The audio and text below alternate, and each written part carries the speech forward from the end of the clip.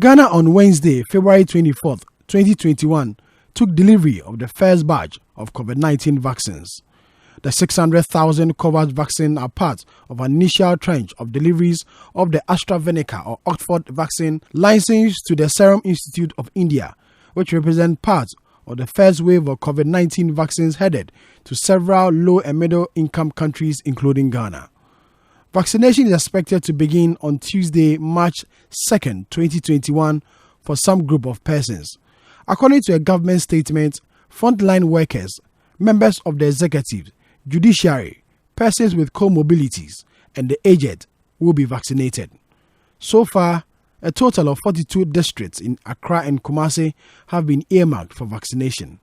A member of the National COVID-19 Response Team and a former Deputy Health Minister, Dr. Bernard Oko Boye, says plans are far advanced to get some 17 million doses of the vaccine into the country by June 2021. They are entitled to 12 million doses from the COVAX, which is more or less without much financial commitment.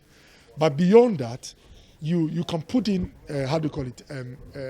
you can purchase additional vaccines through the COVAX. And the advantage is that the prices there are good because it's pooled, because they have a lot of folks. But there are also bilateral arrangements. You can deal straight with the manufacturers. So as you speak, Ghana government is speaking to the Russian producers of the Sputnik vaccine, which has been approved by the FDA. So there are two vaccines that the FDA has looked at the product development dossier, which is the documents on the vaccine, Sputnik and AstraZeneca. Johnson & Johnson is also being, we're in discussions with the company, and we are looking forward to taking a look at their dossier.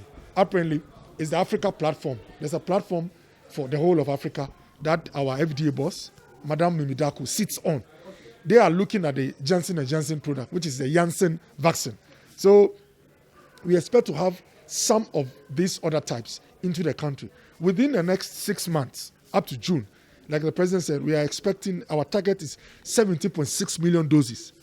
He adds that government is targeting over 60 to 70% of the population to be vaccinated by close of the year. From the word go, that is the objective, is to vaccinate every person. But by the time you vaccinate 65 to 70% of your population, you would have gotten to what we refer to as herd immunity, where even if someone gets the virus, it's likely to stay with the person and not move to the next person. You know, exactly. So, because the more people that get vaccinated, the less likely that you can transmit your virus to the next person. So if Dr. Okoe Boye is vaccinated and Sami is vaccinated, if your cameraman gets the virus, although we are with him here, none of us will get it, even if we come across the virus. So then you also don't take it home. And so we break the chain.